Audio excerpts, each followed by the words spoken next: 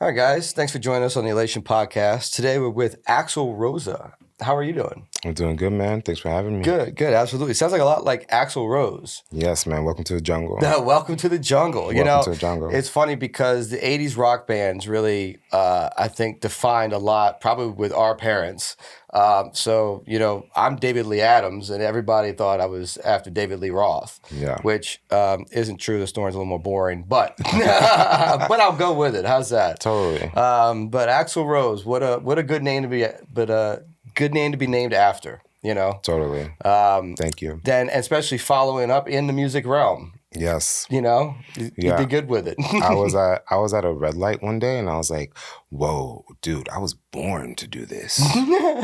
Nobody can play with me, dude. Like I was like, where's my dad so I can thank him for my name? Right. Because my dad named me. My mom didn't name me. Oh, all right. So this is the whole thing. It's a little joke. By the way, it's Pride Month, so I can say this. Gotcha. They didn't know my sex, so my mom was like, if it's a girl, I pick. If it's a boy, my dad picks.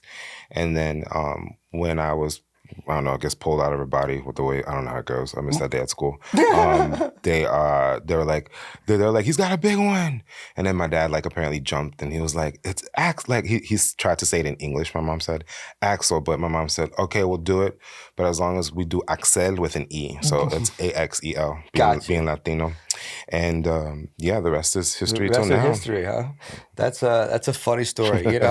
It's my mom and dad flipped a coin. It was either gonna be Lee David or David Lee. And then the joke behind the pride joke is that since they kept going back and forth with the names and they didn't know the sex, I was like, Mom, you can't be mad that I came out gay because y'all kept going back and forth. So it is what it is.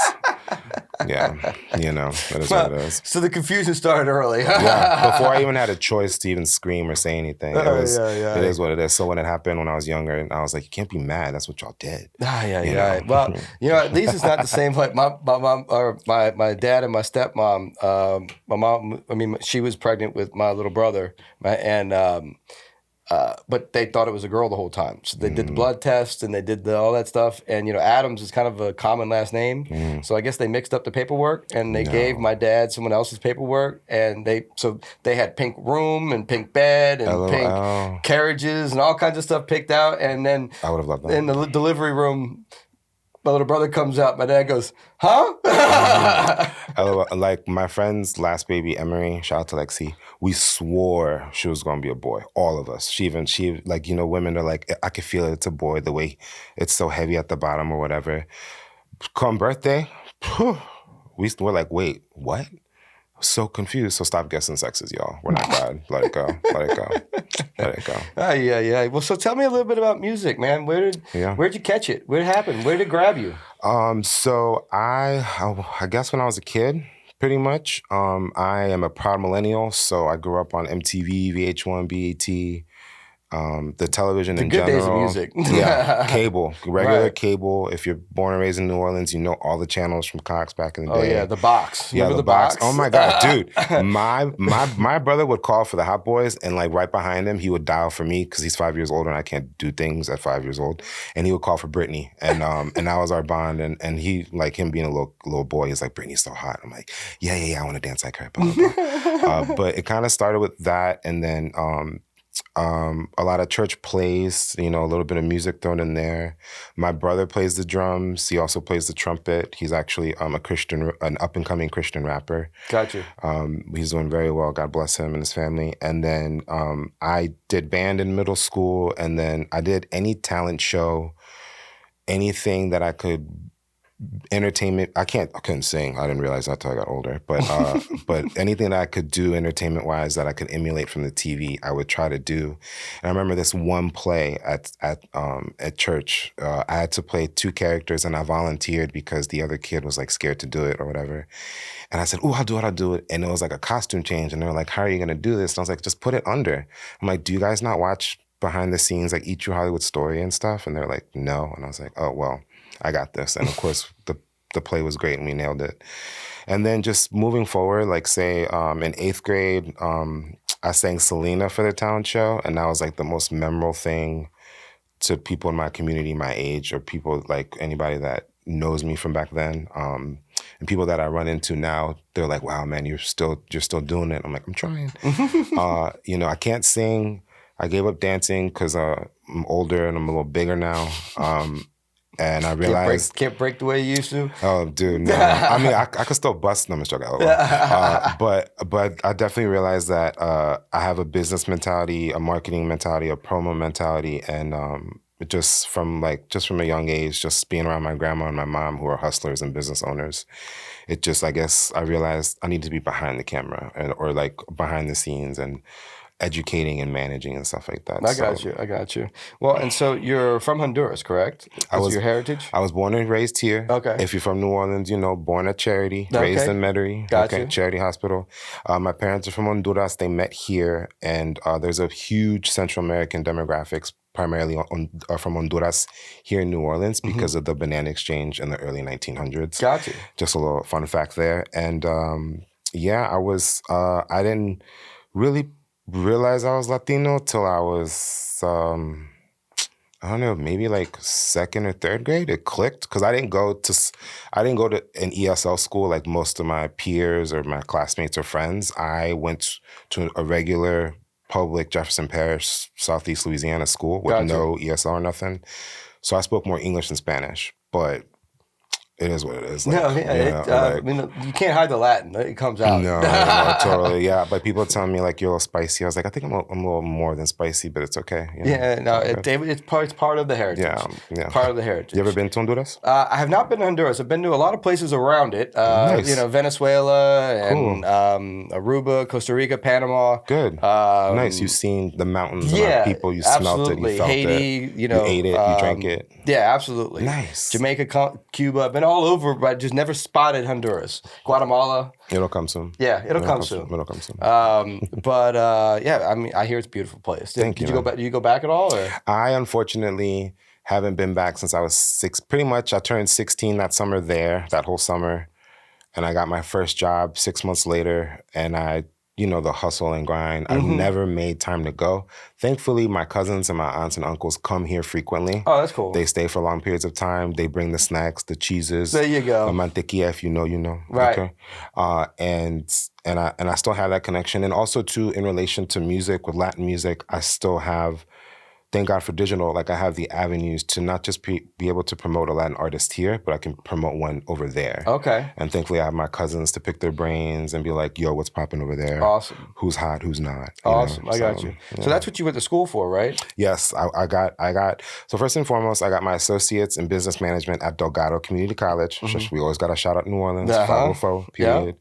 And then I got my bachelor's and master's in entertainment business at Full Sail University in Orlando, Florida. Yeah. And it was the most life-changing experience. No offense to Delgado, that's community college. I guess I had my this is college moment at 24 versus 18. Right. And for me, it changed my life because all these thoughts and all these because before I just waited tables. And I was a restaurant manager. I had my first restaurant job promoted me and I just was like, I love this, I'm good at it, whatever. Never had the ambition or thought I could do this. And then one day I heard a Pandora commercial for the school when I was looking to go back in general, and I was gone 6 months later. Like my mom. Advertising works. Dude, did it? Hold up. This is the funny story. No offense to Full Sail, but and I love them. I keep in touch with all my professors, me and my best friends. But when the marketing is so good, you get there and it's like, it is not that intense because you go because you love what you're doing. Right. But I guess and honestly, college is right out of high school. I was 24. Right. I already working in restaurant management, working with vendors and sales. Like, you know how to communicate and be an adult and mature. Right. So I guess they were just trying to prepare these kids like, this is a lot, take yours serious. And it was a great school because we had this thing called global professionalism standards. You couldn't curse in class. You couldn't curse. You couldn't be inappropriate. You couldn't be late.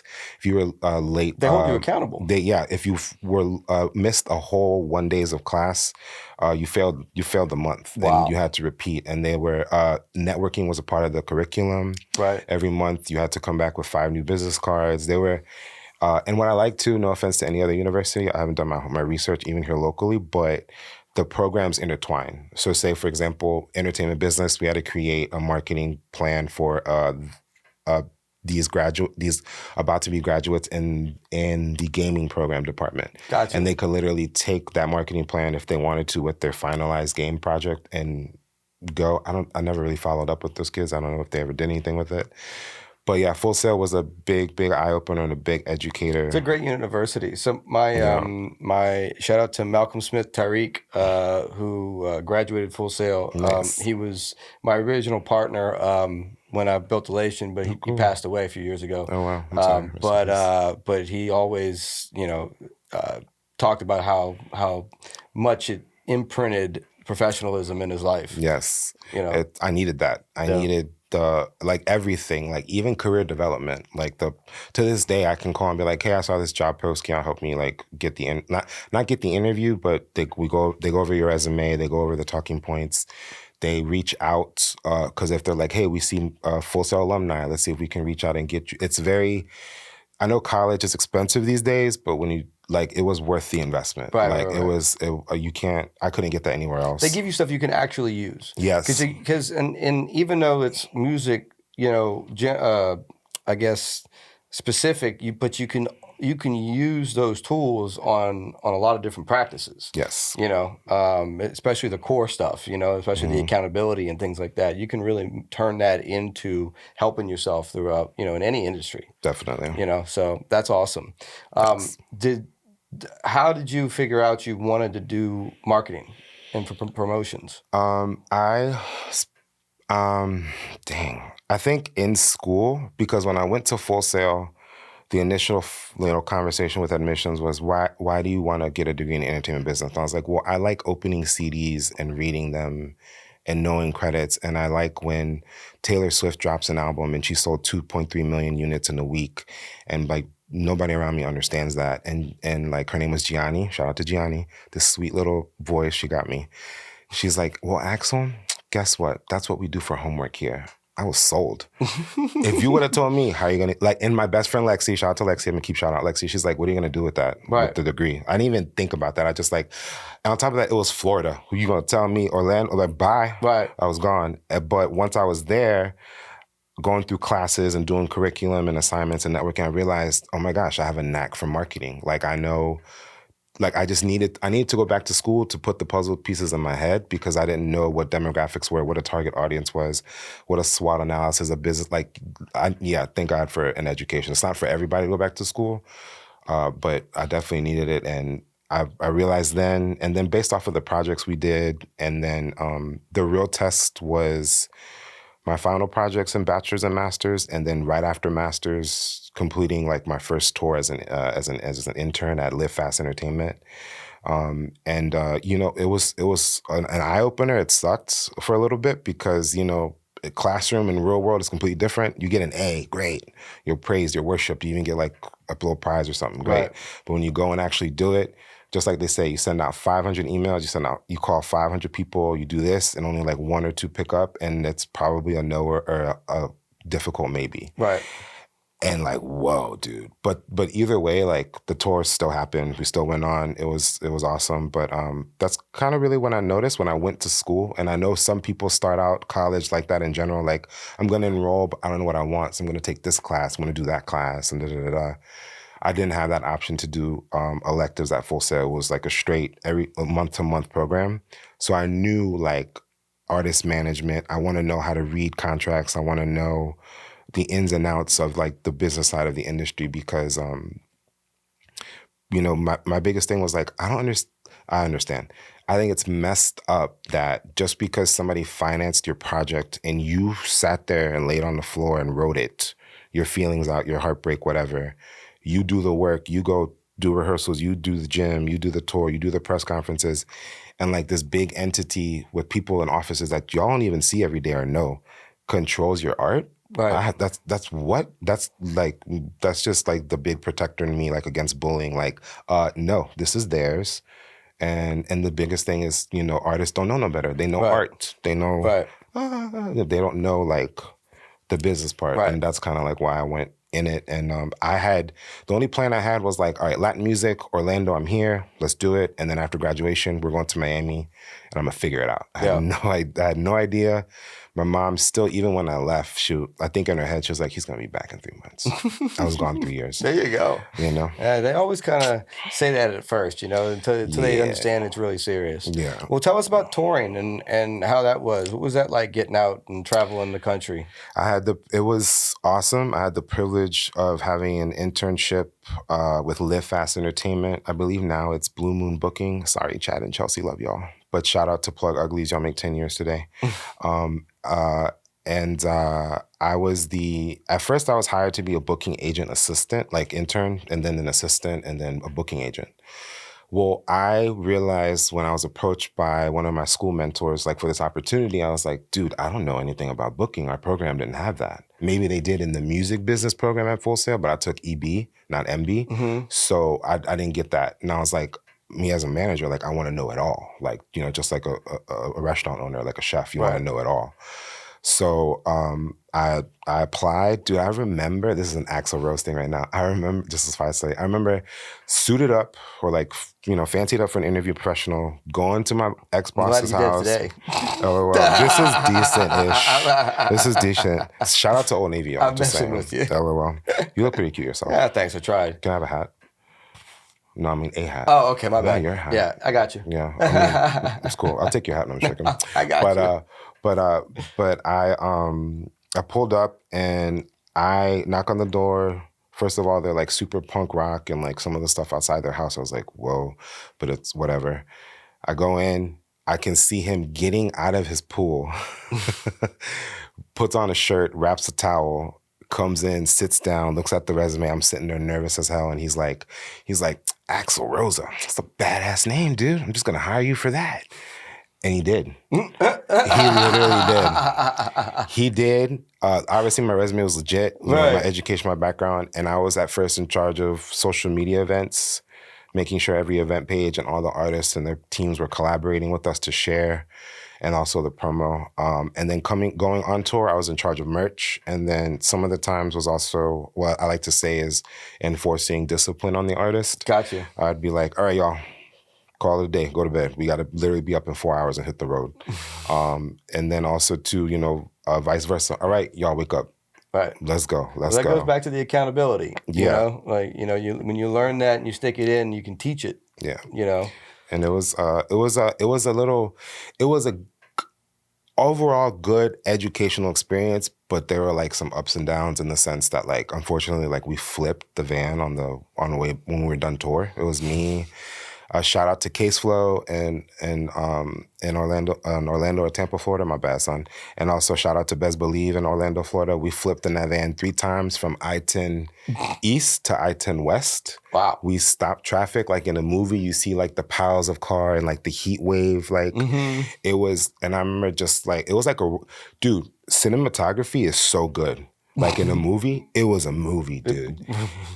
But hold up, I'm glad that happened, because when that happened and like the van went like this, first off, like I wasn't even thinking about like work or anything. First thing I thought was, we're alive. We're so destined to be in the music industry and have a successful career. That's the only thing I thought of. And I looked at Best Believe. I was like, dude, you gonna blow up. You too, Caseflow. Dude, we just survived this. But anyways, that just comes with like little things of an intern and small logistics that I learned from. In the name of Jesus, it won't happen again. Life experience, man. Life experience. Still got the scar here. It wasn't like, it was just, I didn't expect, like you can prepare for everything. Right. Just like COVID, everybody prepares for everything, and then what do you do? What do you do? OMG. And but it was a great learning experience, being that backstory was, I was supposed to be a booking agent assistant. Well, when it's time to make my first call, they had an artist on the roster. Some of the artists included at the time or prior, a Jelly Roll, a Bubba Sparks, just to name some of the ones that stuck out to me. And the one that I got to assign to do booking for the first time was an Atlanta country rapper named A Second Chance. Well, at the time, Chance the Rapper was super hot, right? And I was just nervous and I was overthinking it, and I just kept thinking like, this is somebody else's money. When somebody else's money, I just overthink it because I'm not trying to ruin it. Right. So I called the first radio station I say what I gotta say, and then my booking agent, like junior booking agent above me, he's like standing in front of me, making it worse. He's like, no, I say Second Chance the rapper. And the person on the phone was like, wait, what? And I was just like, and I said it again, and then he pushes me, and I was like, what? And I was just so nervous, overthinking it. And then like when we hung up the phone call, I talked to my boss. And long story short, he was like, yeah, man, you can hang around, and if we need something, you do the extra stuff. I don't want to lose you. You're good. So on tour, they found their merch dude. And I learned so much about tour. FYI artists, I don't care what you do, what time of the year it is, always have hoodies. Yep. Always have hoodies, because when we went to New York in the summer, it was cold at night. I'm from down here in the swamp. It's humid, regardless. Like, it's hot. I'm glad our interview's inside. Thank you. And the mosquitoes. But we were shivering. Thank God I had my own, like, hoodie, you know. But unfortunately, some of them didn't bring it. One artist did. Guess who sold out that night, their hoodies? Right. You know, just a little tip, y'all. But anyways. Pay attention to your demographics.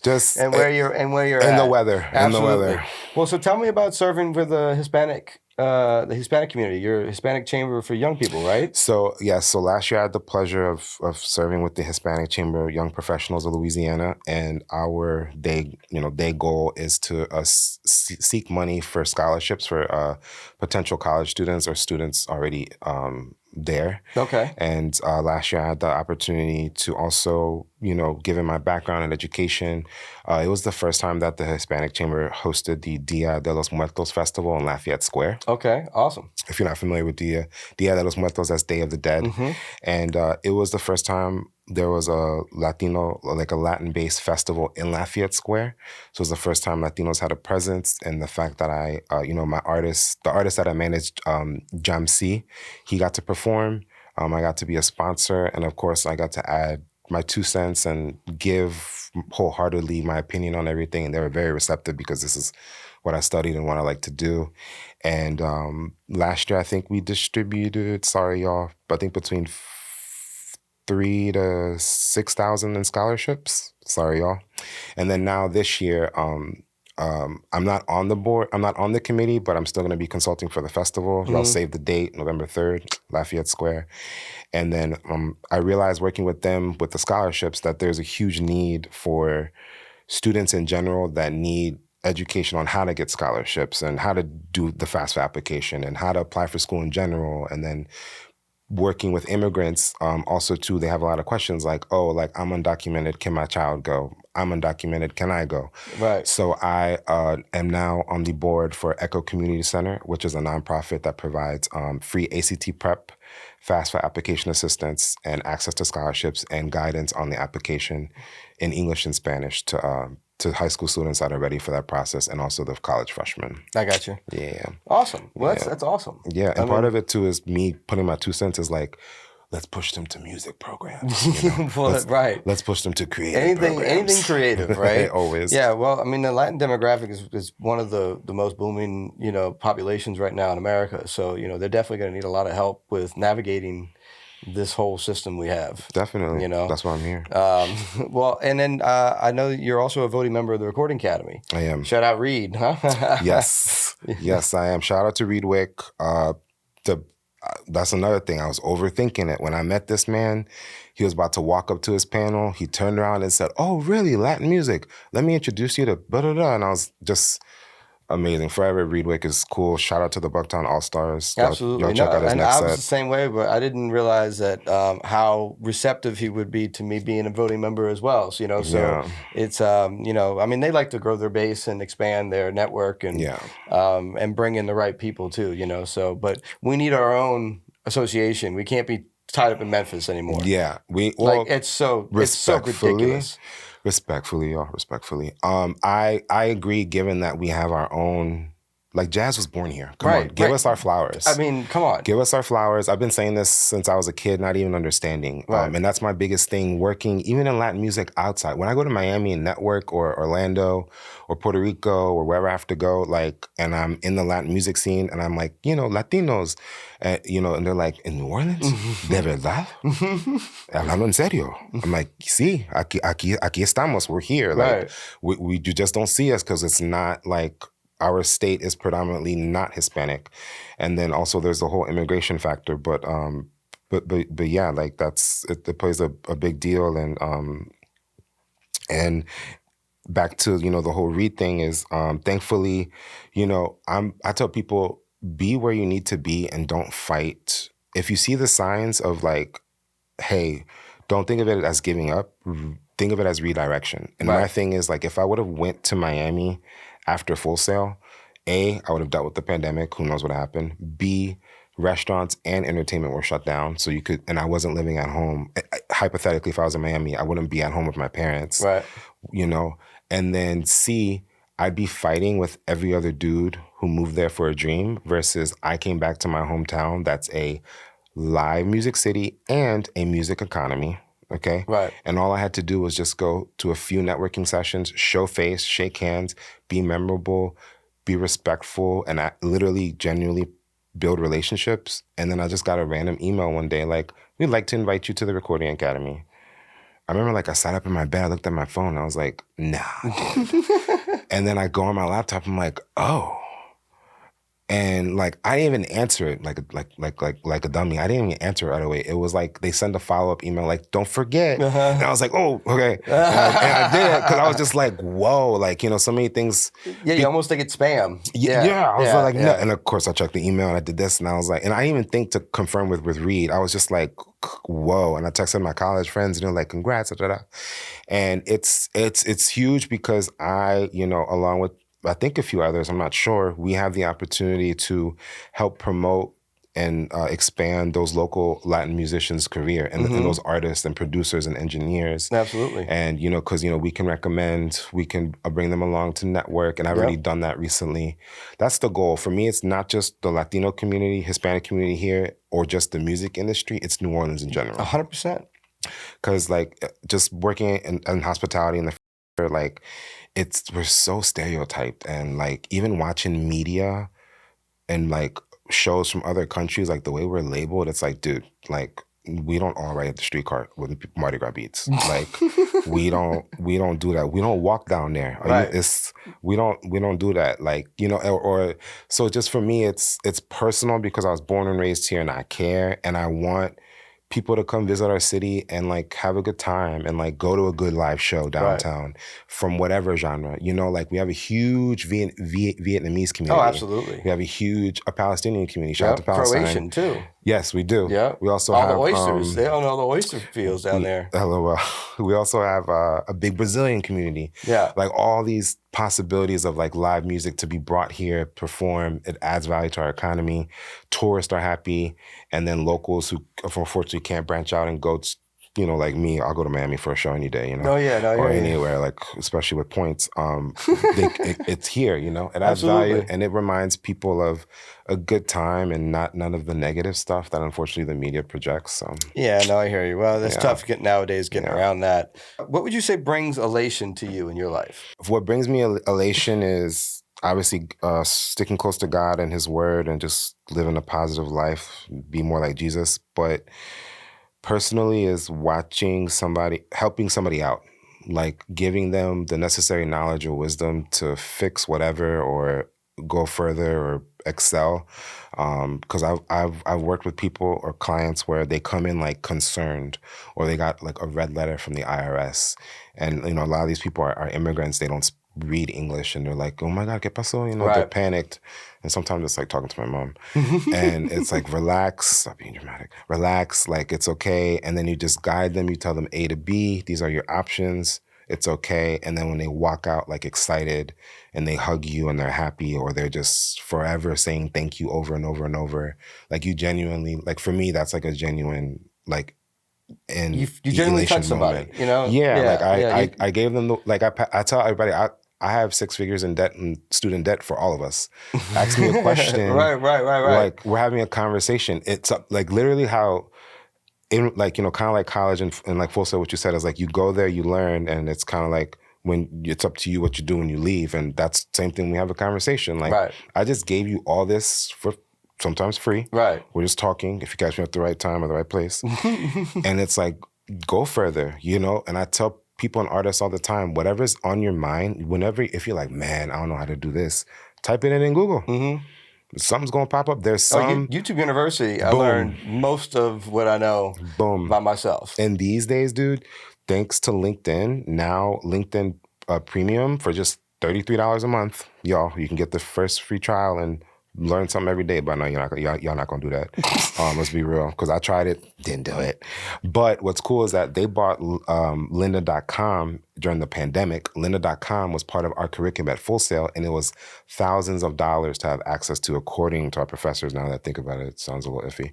But either way, when they bought it, thanks to having your pro membership with LinkedIn, you have access to all those tutorials. And now they've incorporated way more music business, intellectual property, trademarks, and basic stuff too. Because, we working in music business, entertainment business, you still work on the back end. You need to know accounting, you need to know Excel, baby steps. It's all there for $30 a month from professionals. No offense to YouTube people, right? Because I still YouTube everything. I always wondered why YouTube didn't consolidate and make like an actual channel, but Oops, I'm a little heavy, y'all. But that's awesome. No, I agree. There should be like an actual they should be. I mean, I don't know. I haven't monetized that much yet, but there should be like some separation. And these people that are really spitting wisdom, give them like the real flowers that they deserve financially, or let them make some money off of it. Yeah, like separate. Yeah, y'all did YouTube Red, the streaming service. Right. Is that what it is? Yeah. So do YouTube University. It sounds good to me, man. You should be on it. Well, I appreciate it. Maybe we'll be teachers one day, huh? Yeah, I'll be your TA. Okay, that works. Yeah, I'm not. Nah, man, I ain't got patience like that. Where artists, it's like, bro, calm down. No, I gotta show them an example, man. Yeah. Being a manager's tough. Dude, they told me that in college. They're like, "You want to babysit?" I was like, "Don't say that." I already have kids, so it's hard for me sometimes to be around these artists. I'm not gonna lie. I've been around kids since I was in high school. Shout out to my friends. And for me, I was like, "There's no way." But then when you explain it, like, dude, you're a business. You are a product. You are this and that. One little you think it's cool to say this in front of somebody could completely cost you everything. Right. And it's hard to break that down to somebody when they're used to being them, and they're like, well, these people like my music and this, and I'm like, yeah, that's cool, but they've heard your stuff over and over. They're not spending. You gotta be right 100,000 times. You only have to be wrong once. Right. And then, it's definitely a difficult road. Thanks for saying that. Absolutely. Tell me your socials and where we can find you and where we can find your artist and give us a shout out. Definitely. So on Spotify, you guys can look up Jamcee, Jamcee, and he's got tropical and Latin urban music on there. We've got some fun stuff coming up for the fall. Super excited. And then my record label and consulting agency is South 25 Entertainment, and you can find me on Instagram, Facebook with the same handle, South SOUTH 25 Entertainment. And then, of course, website is south25ent.com. So y'all hit me up. I'm very open, receptive. And it's, just the goal is for artists to grow so our New Orleans music economy can grow. And, one day when I'm like in my 50s, I can retire early, and y'all can, and y'all already got the wisdom. Don't be calling me on my island. Don't be calling me in the 50s. When you need something. Right, absolutely. I told you everything. Well, let's hope New Orleans gets their hip shaking to some Latin music, huh? My hips don't lie, by the way. Yeah. Okay. Yeah. But all right, guys. Well, thank you guys for joining us on the Elation Podcast, where we enjoy exhilarating euphoria through creation and collaboration.